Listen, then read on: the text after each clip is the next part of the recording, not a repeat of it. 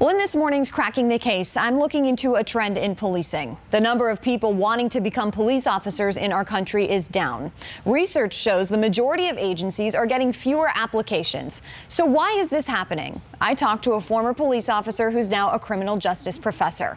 He says one reason for a lot of people, the risk is not worth the reward. He says the average starting salary is between $35,000 and $40,000, but the job is dangerous. The FBI says 55 police officers were killed in the line of duty last year.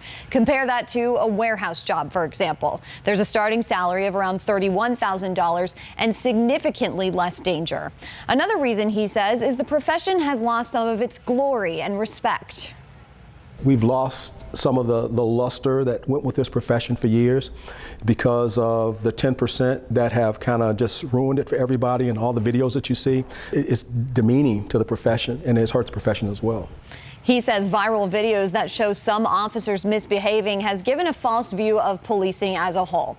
So how do we change this? How do we change the relationship between the police and the people?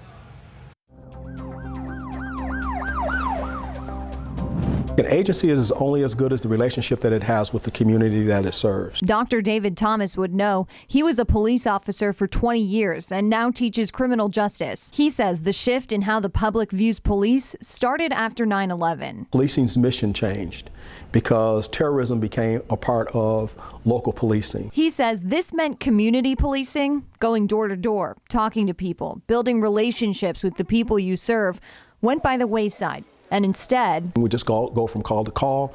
We have no concept of the people that we deal with on a daily basis. And so I can't tell you, who's the good people and the bad people. As an example, Dr. Thomas says he did a training session with an agency seeing a spike in murders. They admit it, we have a gang problem. Well, I'm going to ask your guys this question. How many of you can tell me the name of one of the gang members? Not 1 out of 26. I go, how many of you guys get out with your dope dealers and talk to them? Not 1 out of 26. There wasn't a day that I went on the street and I worked in a neighborhood, I didn't know who the drug dealers were. It wasn't a day that I didn't know who was in my community, who belonged, and basically who was infiltrating that community in order to do something that they shouldn't be doing. That's what good community policing should be. And that's what he says will bring the police and the people together. The reality is that type of community policing is exactly the policing you need in order to get the information to address all of the problems.